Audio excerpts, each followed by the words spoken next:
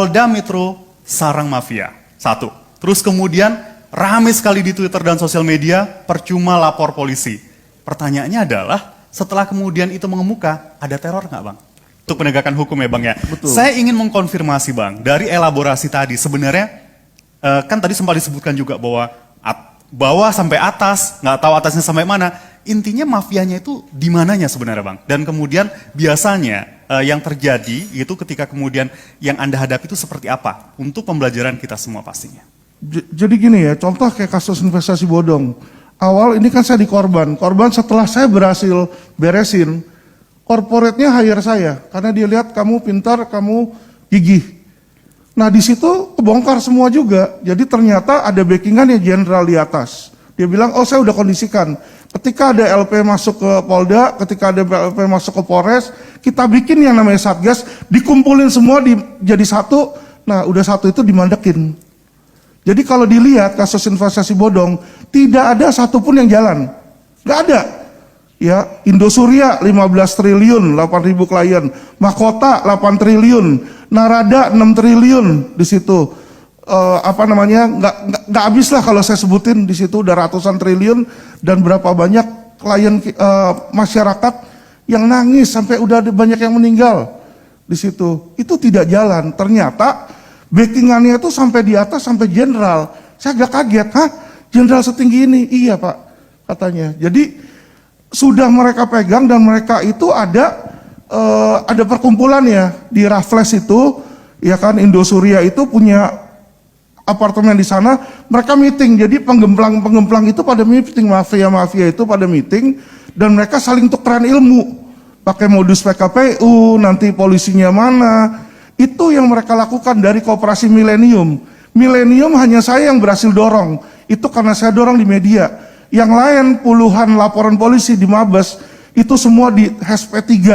Bagaimana pelapor dengan korban, hanya beda korban, tindak pidana sama, pasalnya sama, pelakunya sama, bisa yang lain SP3, saya punya jalan. Pertanyaan saya, yang namanya penegakan hukum kan semestinya kalau sama, jalan semua kan? Nah itulah bedanya. Ya kan, jadi disinilah saya lihat, saya agak kaget gitu melihat, loh kok dunia seperti ini, dan saya harus memilih dalam hati saya mau masuk yang lurus atau saya mau masuk yang kotor di situ. Cuma ketika saya coba mengikuti gaya mereka, nggak bisa, hati saya teriak di situ. Kenapa? Saya melihat di mana ketika kita udah kasih, klien itu udah saya mintain uang untuk kasih mereka berkorban, tapi nggak jalan juga. Akhirnya disitulah saya melihat, ya kan, wah repot kalau kayak begini gitu loh. Jadi nggak bisa seperti itu. Otomatis saya pakai cara yang agak frontal. Ya, ketika saya dilaporin polisi oleh Mahkota, langsung saya demo Polda.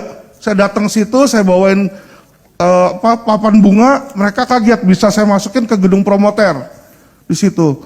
Jadi dipikir ucapan syukur atau positif. Sampai kadenmanya dicopot hari itu, ya kan? Saya masukin koran, barulah di situ laporan polisi terhadap saya mandek, ya kan? IPW bicara di situ.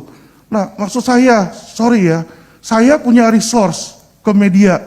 Berapa banyak masyarakat yang mungkin lebih parah dari saya nggak punya resource. Disitulah kasihan loh kalau kita pikirkan seperti ini, ya kan? Ini kasihan sekali penegakan hukum dan ini.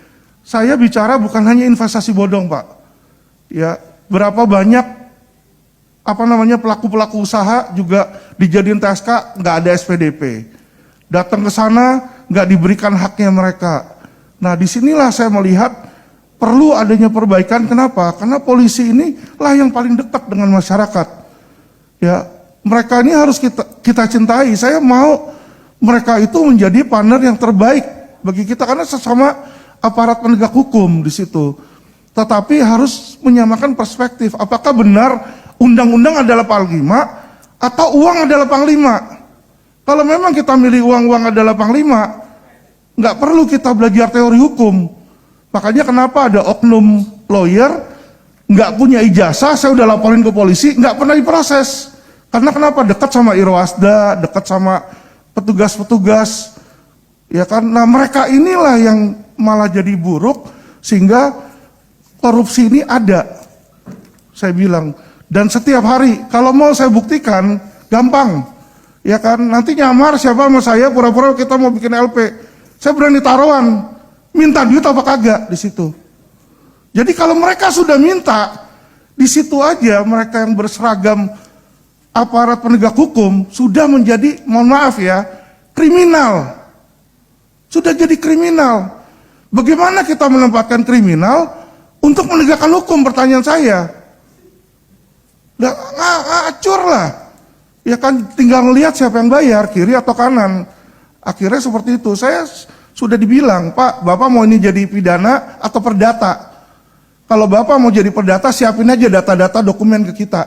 Tapi kalau mau jadi pidana, Bapak harus siapin dana. Terang-terangan. Ini kasus utang piutang, mau jadi pidana, berapa itu 4M? Saya minta 400 juta di depan Pak, Kanitnya langsung ngomong, ada rekamannya kita. Saya kaget loh di situ. Di belakang nanti minta lagi. Saya bilang, Pak, Bapak ini aparat penegak hukum loh Pak. Iya kan? Ya seperti itu kata dia. Iya kan? Dia bilangnya nggak ada kalau mau pergi ngusut atau apa uang sendiri. Tinta printer aja kata dia beli sendiri. Saya juga bingung kan. Nah itu yang mereka selalu katakan gitu loh kepada saya ketika saya datang di lapangan. Itu yang terjadi. Makanya kenapa saya bisa sampai teriak di situ. Udah capek saya karena nanganin sekian banyak, nggak ada yang beres, diperkeruh, akhirnya malah makin berantakan di sana. Dan saya lihat belum ada ketegasan dari pimpinan Polri untuk benar-benar memberantas. Kalau memang beliau mau berantas, copot dari yang paling tinggi.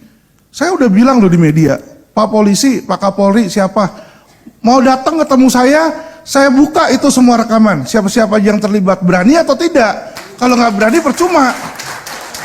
Ya dong, kalau nggak berani buat apa saya ngomong? Karena ketika saya ngomong, saya makin dibenci.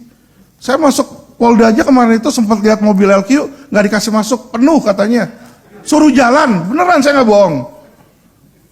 Mobil rekan saya di situ naik Mercy, belakangnya dihancurin di dalam Polda.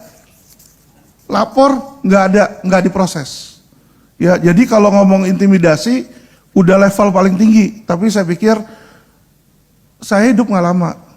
Ya kan, kita bertanggung jawab sama Tuhan. Tadi yang Pak Mudjakir bilang, bukan sama manusia. Ya toh, jadi kalau kita